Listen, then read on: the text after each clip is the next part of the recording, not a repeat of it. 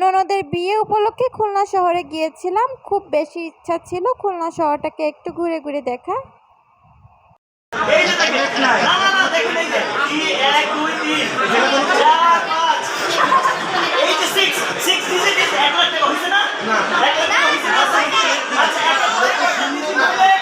তো hello everyone, আসসালামু আলাইকুম। আমি ফারদিনের মামুনি। সবার কি অবস্থা, কেমন আছেন? আই হোপ সবাই ভালো আছেন, সুস্থ আছেন। আমরা কাটাখালি পর্যন্তই কিন্তু বাইকে করে এসেছিলাম, তারপর বাসে করে দেন অটোতে করেই আমাদের গন্তব্যস্থানে যাচ্ছি। ফারদিন বাবাইটা অনেক দুষ্টামি করেছে, যার জন্য বাইকটা রেখে আসতে বাধ্য হয়েছি এক পর্যায়ে। এই মুহূর্তে যারা আমার ভিডিওটা দেখা শুরু করেছেন, প্লিজ একটা লাইক দিয়ে ভিডিওটা দেখা কন্টিনিউ করবেন। আর যারা নতুন ভিউয়ার্স আছেন, চাইলে সাবস্ক্রাইব করে আমার সঙ্গে থাকতে পারেন। আমরা এখানে লিফটের জন্যই অপেক্ষা করতেছিলাম। আর আজকে এত বেশি গরম ছিল যে আপনাদের বলে আমি বোঝাতে পারবো না। তো এই যে দেখেন আমার কি অবস্থা হয়েছে, কারণ বাসা থেকে যখন বের হব তখন কারেন্ট ছিল না, যার জন্য 2 মিনিটেই রেডি হয়েছি। আর ফারদিনের টানাটানি তো আছেই। তো সব মিলিয়ে আমার অবস্থা কিন্তু খুবই খারাপ, কি আর বলবো। আর এই যে দেখেন আমার বাবাইটা কত খুশি। ও মানুষজন অনেক বেশি পছন্দ করে। আর এখানে ছোট ছোট বাচ্চারা ছিল, তাদের সাথে খুব এনজয় করতেছিল, বাবুদেরকে বাবু বলে ডাকতেছিল। এখানে আসার পর দেখতে পাই যে খুব ভিআইপি মানুষ এসেছেন, সবার সাথে প্রায় পুলিশ প্রোটোকল রয়েছে। ফারদিনের বাবাই ঘুরে ঘুরে ভিডিওগুলো করতেছিল, কারণ আমি পাবলিক প্লেসে এইভাবে ভিডিও করতে পারি না, যার জন্য ফারদিনের বাবাই মোবাইল নিয়ে এভাবে ঘুরে ঘুরে সুন্দর করে ভিডিও করতেছিল। এখানে আছে আমাদের উপজেলার চেয়ারম্যান, তারপর কলেজের প্রিন্সিপাল, আরও অনেকেই, কারণ আমি তো আর সবাইকে চিনি না, যাদেরকে চিনি তাদের নামই বললাম। কম বেশি সবাই কিন্তু চলে এসেছেন, কিন্তু আমাদের আজকের মূল আকর্ষণ যে জামাই বউ, তারা কিন্তু এখনও আসেননি। তো তাদের জন্য আমরা অপেক্ষা করতেছিলাম যে কখন জামাই বউ আসবে আর দেখব।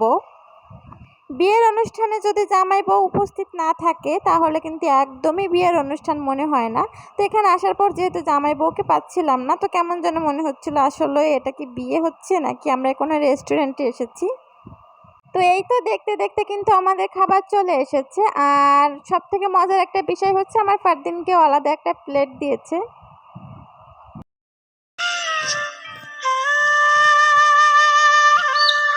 যদিও আমার বাবাইটা এখানে তেমন কিছুই খাবে না, হয়তো হালকা একটু মাংস নিবে।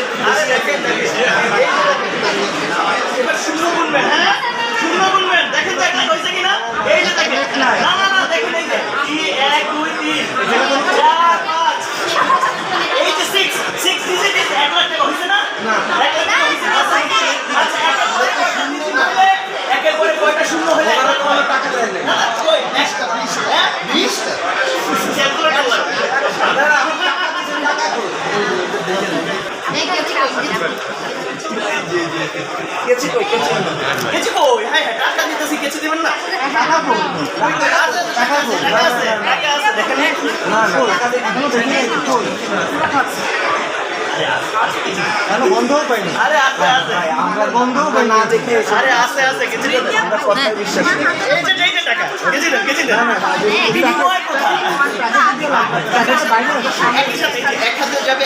বাইরে আসবে তো বাইরে আমরা বাইরে আসছি না, আমরা খামের জিনিস এখানে বাইরে আসবে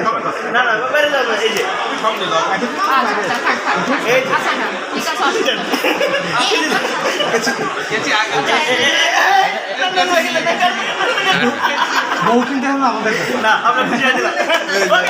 এই কাস্তালি দাও সবাই।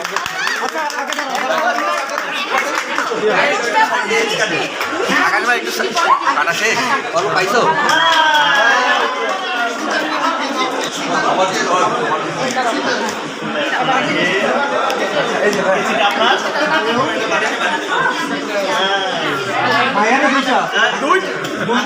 আসলে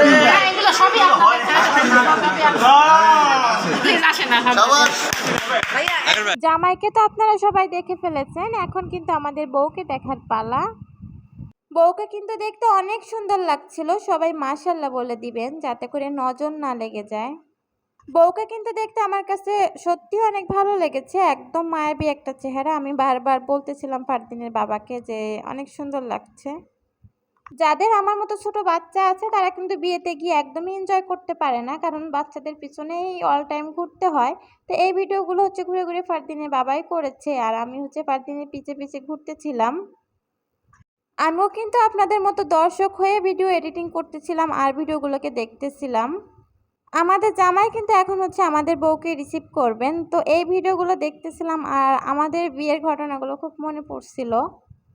আমাদের বিয়েটা কিন্তু ঘটা করে অনুষ্ঠান করে হয়েছিল না, একদমই ঘরোয়া পরিবেশে হয়েছিল, যার জন্য এরকম সুন্দর কোনো মুহূর্ত ছবি বা ভিডিও আমাদের কাছে নাই। আমাদের হাজব্যান্ড ওয়াইফের বিয়ের দিনের কোনো ছবিই নাই, একদমই কোনো ছবি নাই সেটা বললে ভুল হবে, কারণ ছবি আছে তবে আলাদা আলাদাভাবে তোলা।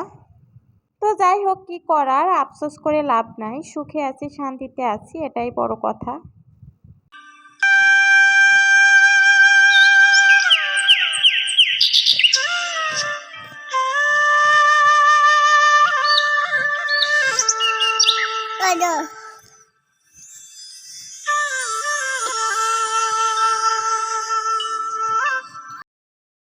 এখন আমি আপনাদের সাথে একটা মজার ঘটনা শেয়ার করি, সেটা হচ্ছে ফারদিন বাবাইকে বললাম চলো বাবা আমরা বউ দেখব। তো ও বউ জিনিসটা কি বুঝেছে সেটাও আমি বলতে পারবো না, হয়তো বা বুঝেছে, যার জন্য হচ্ছে আমাকে বারবার বলতেছিল মাম্মা বউ।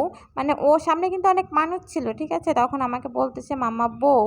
ও কিন্তু ওইভাবে 2-3 ওয়ার্ড বা একটা সেন্টেন্স পুরো বলতে পারে না, মানে ভেঙে ভেঙে বলে। অবশেষে কিন্তু সে বউ বউ করে কান্নাই করতেছিল, মানে সে বউর কাছে যাবে, ও একেবারে ভিড় ঠেলেই সামনের দিকে চলে আসতেছিল।